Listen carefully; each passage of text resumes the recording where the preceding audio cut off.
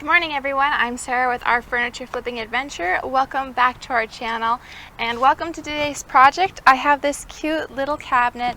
It's got a little drawer and some shelves inside that we're going to be giving a makeover to today.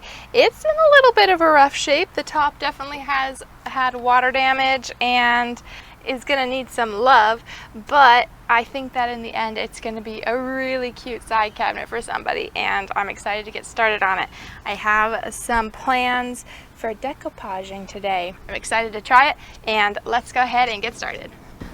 My first step here is going to be cleaning off this piece, just making sure that all the dust and grime don't get between me and my paint.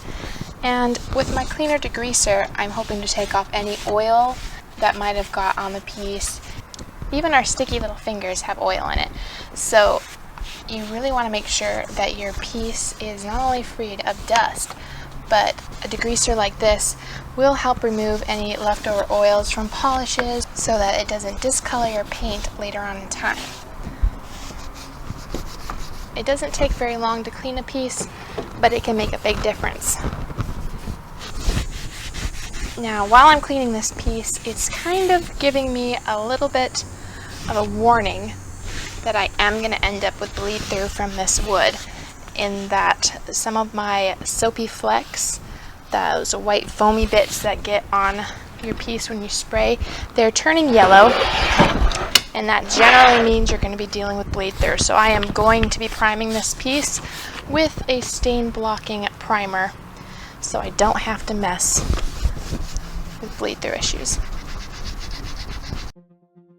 So the top here has a bit of that water damage on it, and it was a little bumpy and rough, so I went ahead and sanded it quite a number of times down. I started with about a 150 and then finished off with a 220 grit sandpaper.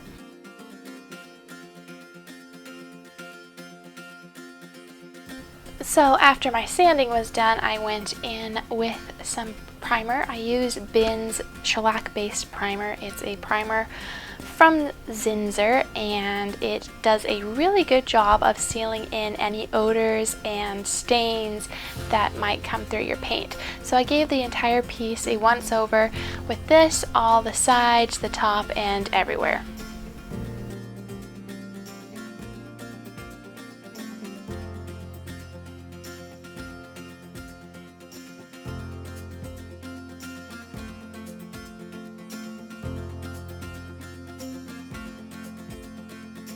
So my paint for today is Dixie Belle's Sandbar. It's a really nice sandy brown color, and I really have enjoyed using it. This is probably the last project I'm going to get out of this jar that I bought back a few months ago, but I definitely felt like it was worth the extra money that I had to pay. Normally I go with a bare chalk paint that's a little bit cheaper, but this stuff is a nicer paint and I really did enjoy using it, and I can see myself getting it again.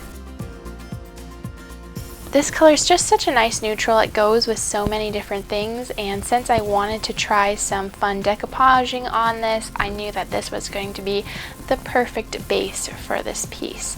I was able to get the coverage that I needed with only 2 coats, so that is definitely a bonus, and everything went on smoothly and I didn't have any issues painting. The priming completely blocked any bleed through that might have wanted to come through, so I really had no issues with this step.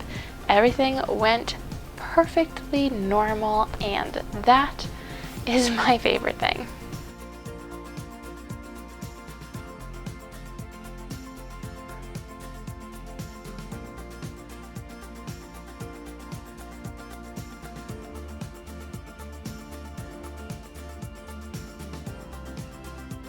So, for decoupaging, I actually am using tissue paper that I bought at Hobby Lobby. It's this beautiful leaf pattern, and as you can see, it's got kind of a white base, but since I'm putting it over the tan paint, it really does lean more towards that tan when it is all said and done. Whites on tissue paper, I'm assuming, generally will be see-through enough to kind of take on the color that's behind them. At least that's how it worked in my case. I started off with some top coat and then stuck down my paper, and then I put another layer of top coat over that and let it dry before I trimmed off the sides. The tissue paper did wrinkle a little bit, and I smoothed it out with my finger to start with, and then a little more with my brush as I put the top coat over it.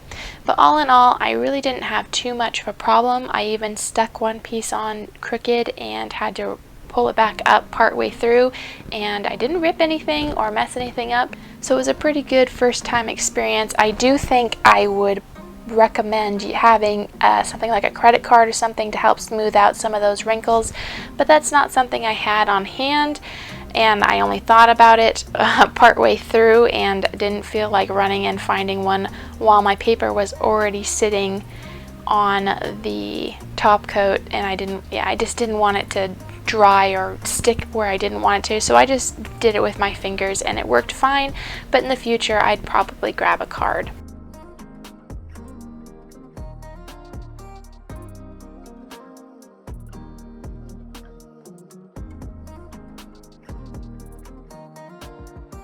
After it was all dry, I used a razor blade just to score the edges, and then it peeled right off because it wasn't stuck down.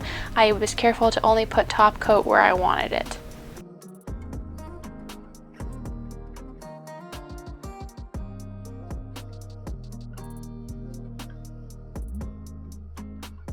My last step, of course, is to seal the piece. Now, you may be wondering why I didn't continue the decoupage into the side panels, and my tissue paper actually wasn't tall enough to reach that part, and I felt like it would be too busy anyway. So instead of trying to make it match, which I couldn't figure out how to make the pattern match, I decided just to leave them blank.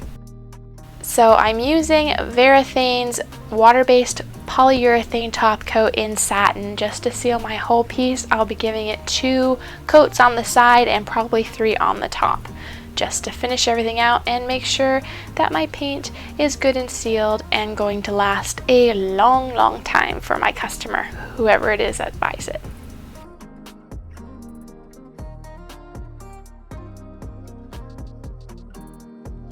Now for my hardware, this is not what came with the piece. Those were just some wood knobs, and I wanted something a little more blingy, so I chose the knobs that I actually stole off the dresser that I redid for my brother and his bride for their wedding gift, and I brought those home with me because we completely replaced out the old poles, and I harvested these beautiful pulls off of that dresser and I brought it home, and now 3 of them are going to be going on this piece.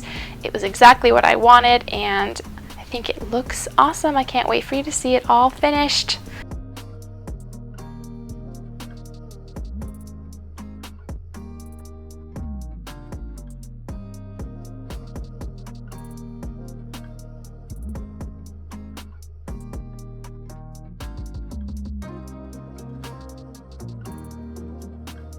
So I'm curious to know whether you think it was the right decision to leave these panels blank, or if you would have gone ahead and put the decoupage paper in this as well, even though the print didn't exactly match up.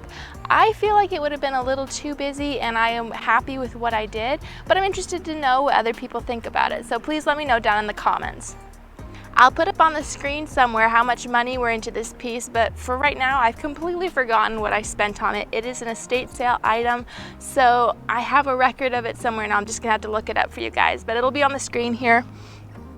Relatively inexpensive little flip and absolutely stunning results. I'm so happy with it. Make sure you're subscribed to our channel. Next week, our project is a part of a challenge to paint something either fall or Halloween, and I have some pretty fantastic mustard color yellow going on here, so I'm excited to show that to you. So make sure you're subscribed, and we'll see you next week. And if you would leave me a comment and a like, that'll help this video get out to more people. I really do appreciate each and every one of you, and I love going through the comments and seeing what people think of it and answering questions that anybody might have. Thank you so much for the encouragement, and I will see you guys next week with our next flip. I'm Sarah with our furniture flipping adventure. Bye now.